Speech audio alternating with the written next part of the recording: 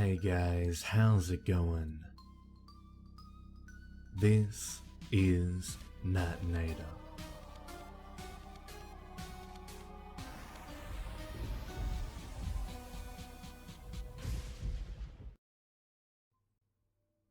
Fresh out of college, I took a teaching job in a small town in central Wisconsin. In my sophomore creative writing class, I assigned a flash fiction exercise around Halloween.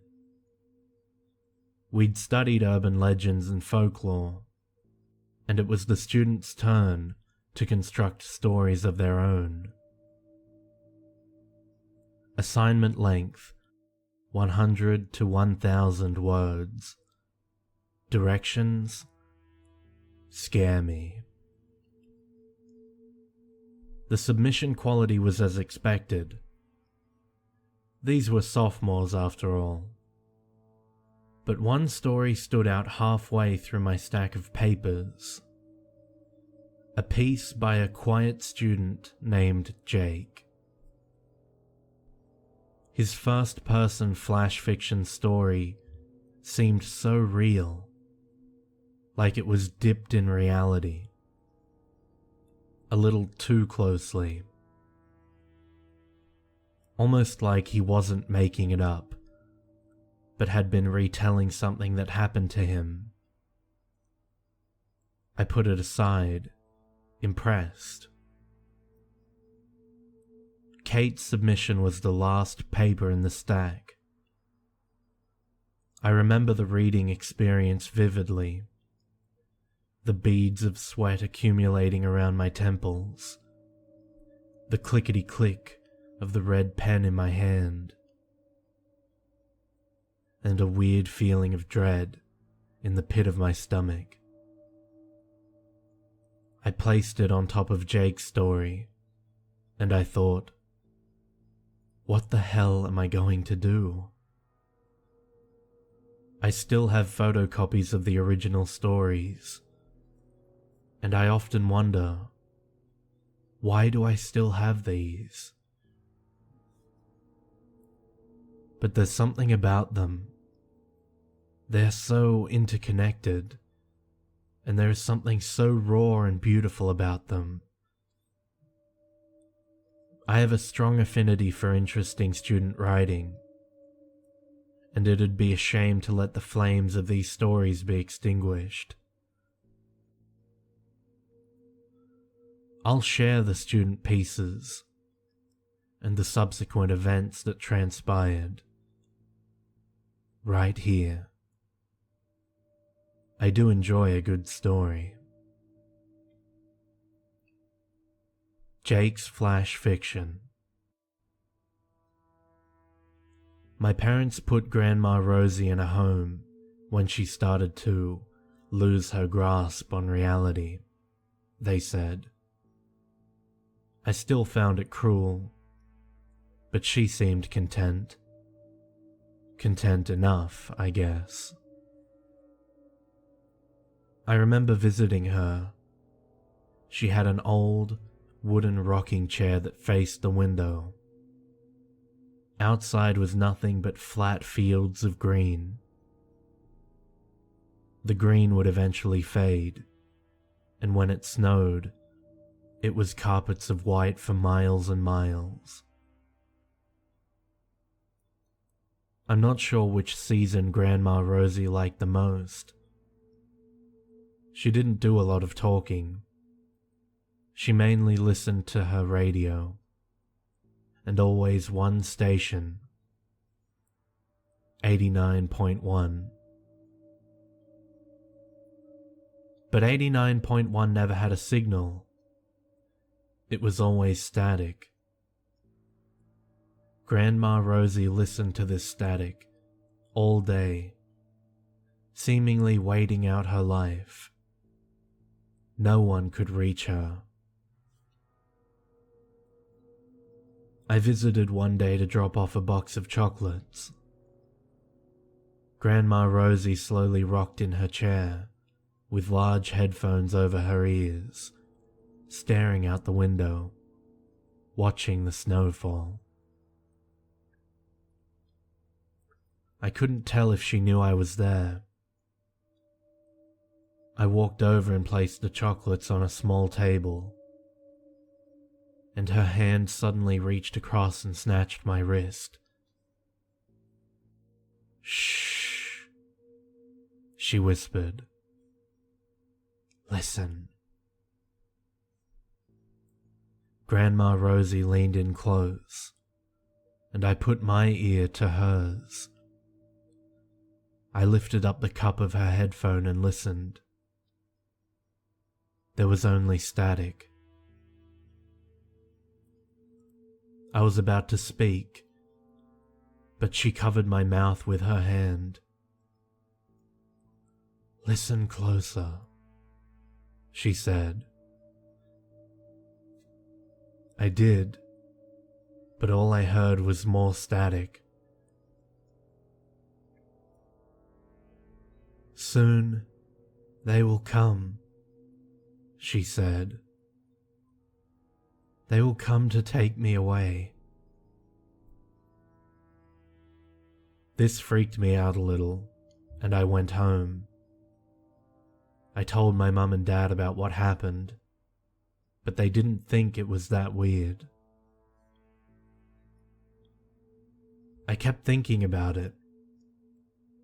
One night I couldn't sleep, so I buzzed my friend Abby on our walkie-talkies. She lived across the street, and she somehow knew all about 89.1. She told me it was an old legend in our town, and you needed two things to explore the legend further: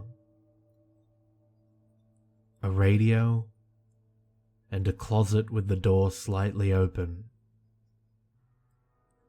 Face away from the closet. Tune in to 89.1 and listen very closely. At some point through the static, you'll hear the faint sounds of an organ, distant screams, and the dragging of metal chains along a gravelly surface. The open doorway is an invitation. Keep your eyes closed, and only if you keep your eyes closed. A figure will appear and drag you into the closet. From there, your fate is unknown. "How do you know about this?" I asked. "I've heard about it," she said. "Don't tell anyone. The less people that know, the better."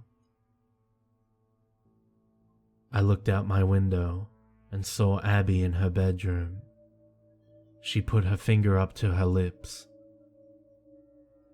"This is our secret," the walkie-talkie buzzed.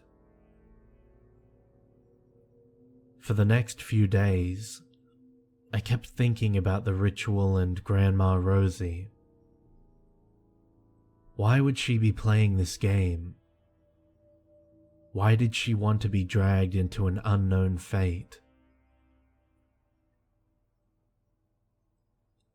I again told my parents I was worried about Grandma Rosie. They were very dismissive. "Ever since Grandpa died, I think she wants to let go," my mum said. "She wants to be with him."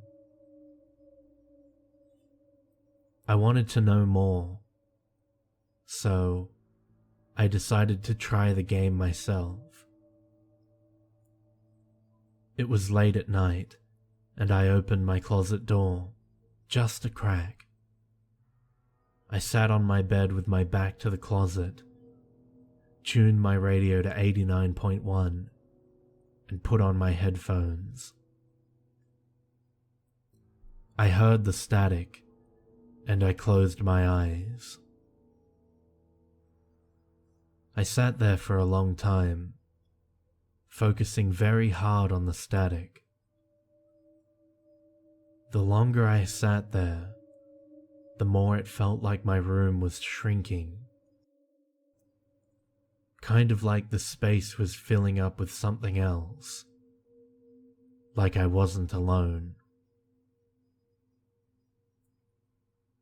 In my headphones, I heard the distant organ, and I heard the screams that seemed far away, but sounded like they were getting closer. The screeching of metal began, and then I heard a voice. "Open your eyes!" I jumped from my bed, very startled. Abby was laughing hysterically through the walkie-talkie. I looked around my bedroom.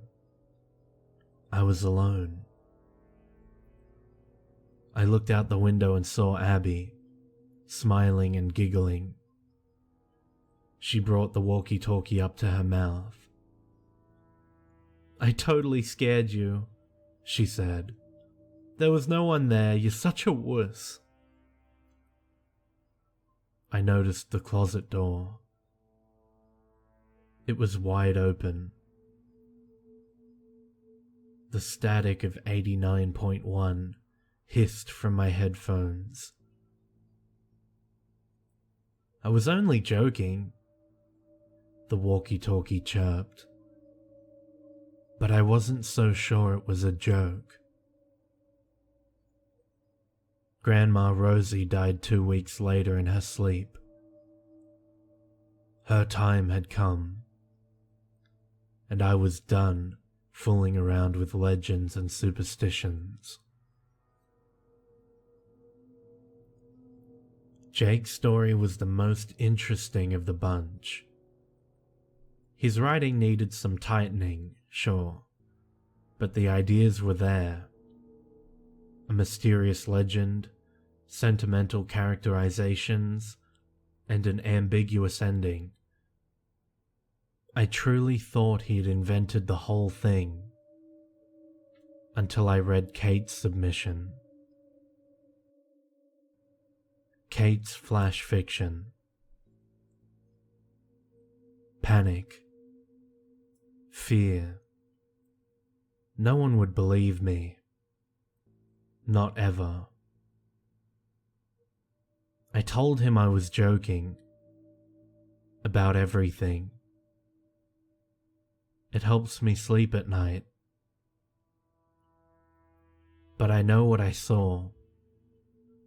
A young boy, a ritual, and death. Death itself.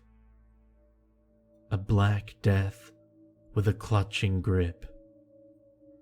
An entity that surrounds its victim, dragging a companion to its secret and eternal lair. But I was joking. Joking all along, which made it okay. I had to know more. I went to her room.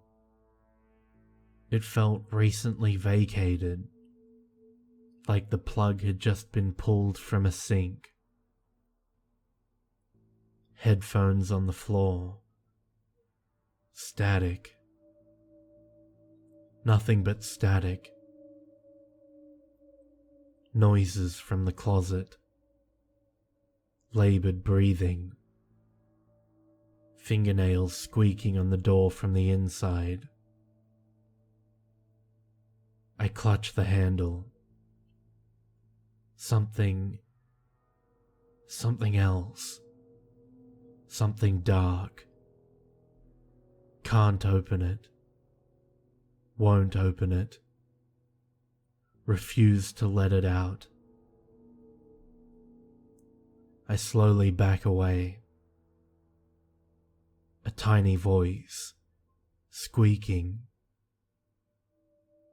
Help me. Static echoing in the small room. Nothing but static. I close the door on my way out. Won't let it out. Won't tell. will never tell. My story doesn't exist. It's simply not there. It's nothing but static.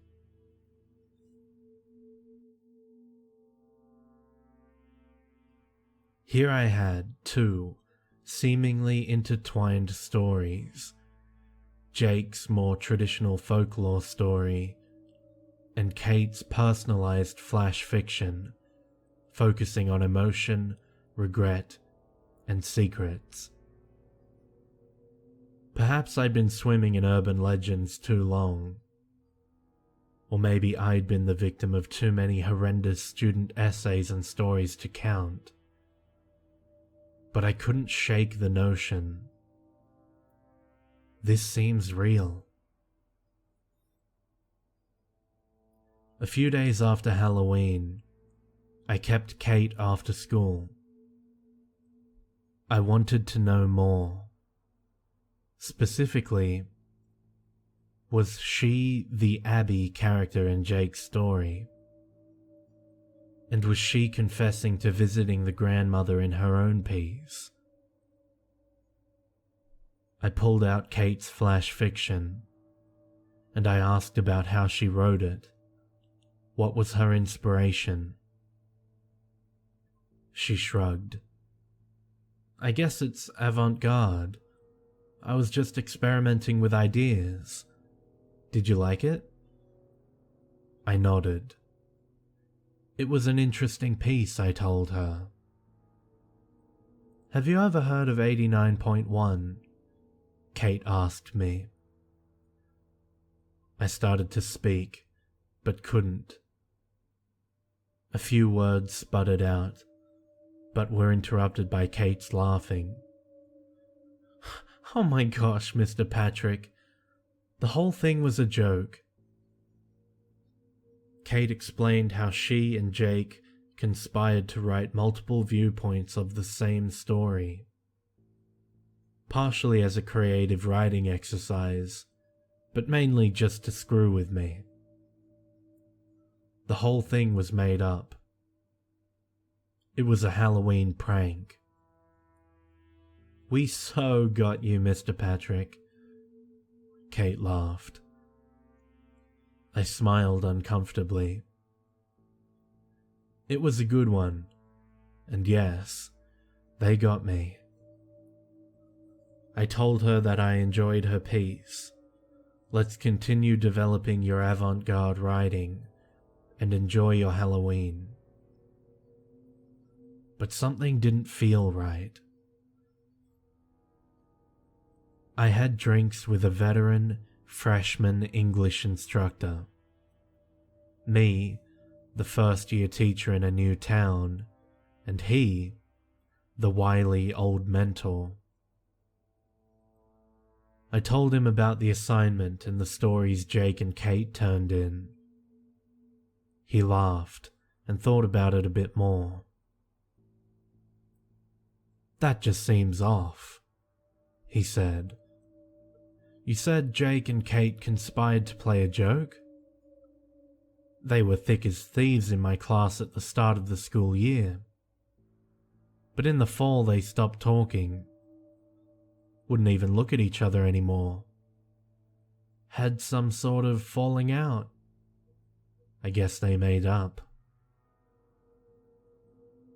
For the next few weeks I watched Jake and Kate closely, in my class and in the hallways.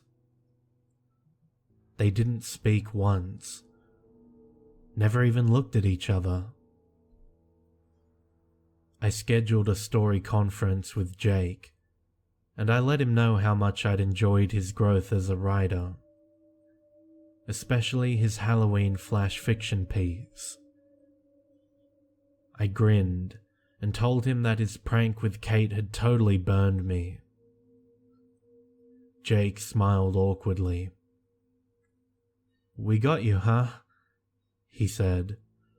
It was Kate's idea. Everything was made up, he claimed. There was no 89.1, and he had no grandmother who passed away in a home. All of the characters and situations were straight 100% fiction. I told him good job and to keep writing.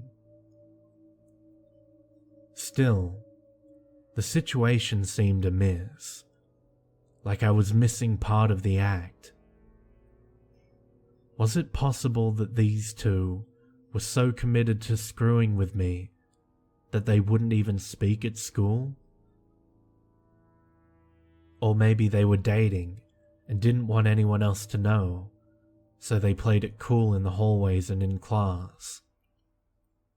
They were 15-year-old kids after all. That seemed reasonable.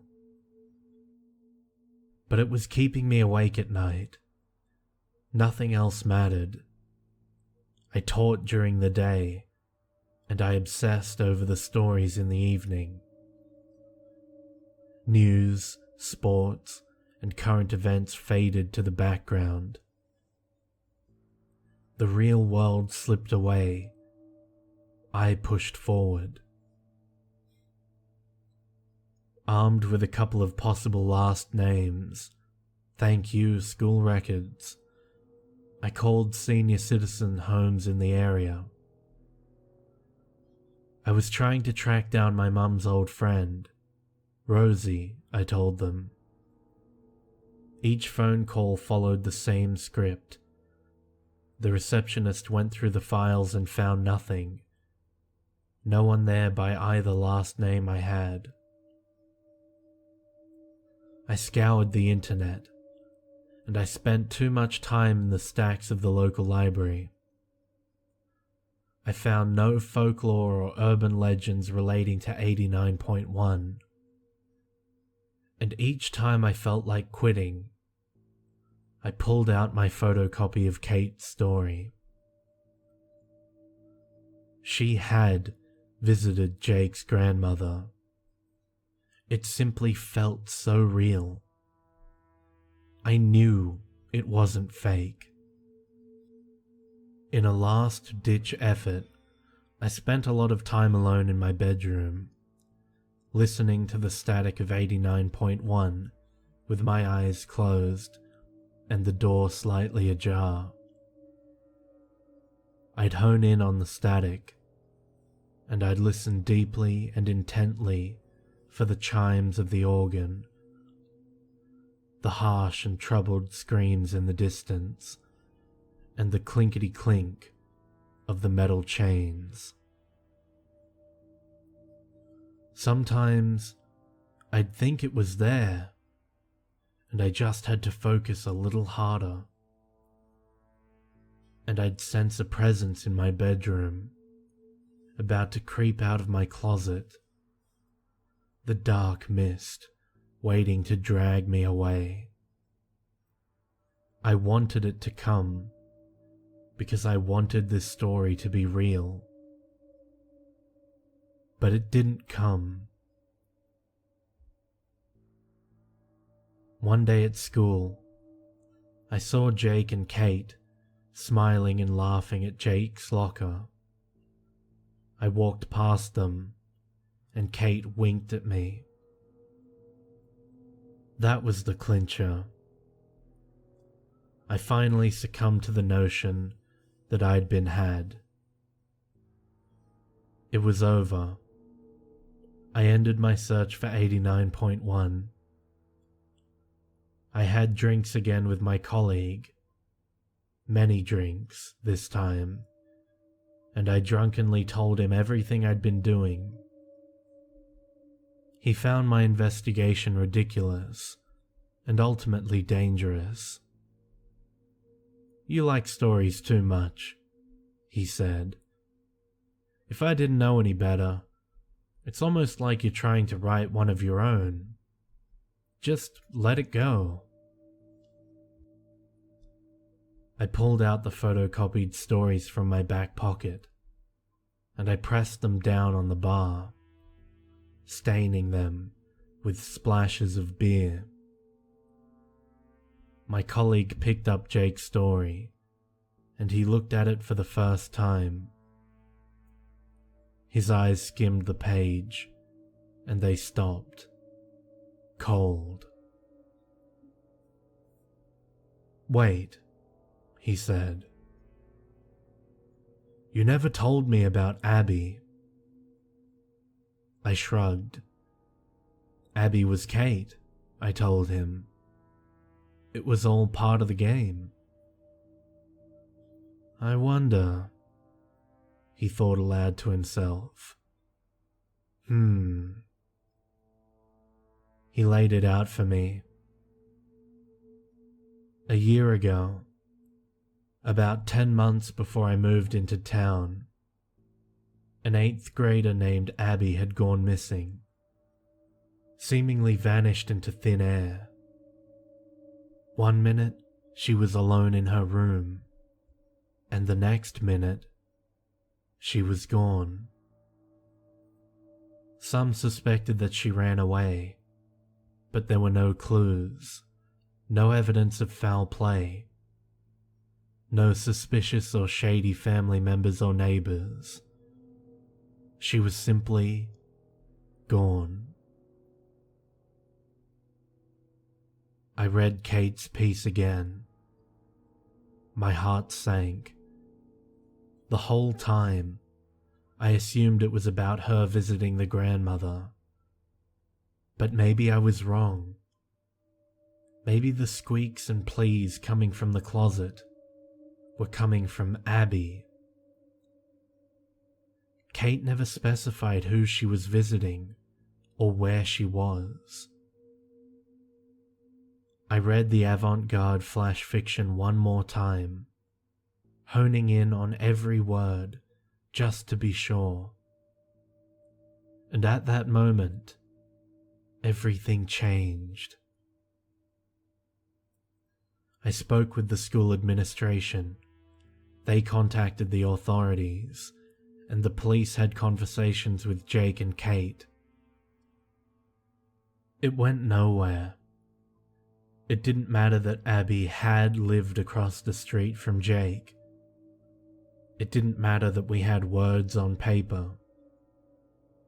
They were just stories, the kids said. Only stories.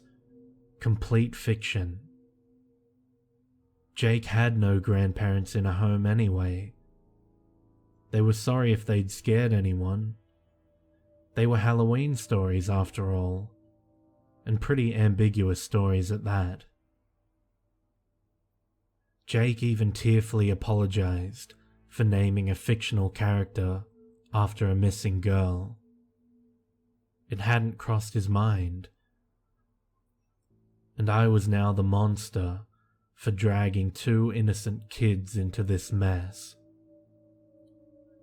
The staff ostracized me, and the town crucified me. I was done. I left the teaching profession soon after that. I walked out of the school holding my small crate of supplies, and Kate smirked at me with a knowing glance through the first-floor window. I haven't seen her since. I didn't take much with me, but I did take the photocopies of the stories. I pull them out occasionally and relive the past. And sometimes, late at night, I'll get a fire in my belly and a burning desire to travel back to that small Wisconsin town. Maybe Grandma Rosie was a great aunt that Jake's family referred to as Grandma. Or maybe it was an elderly family friend.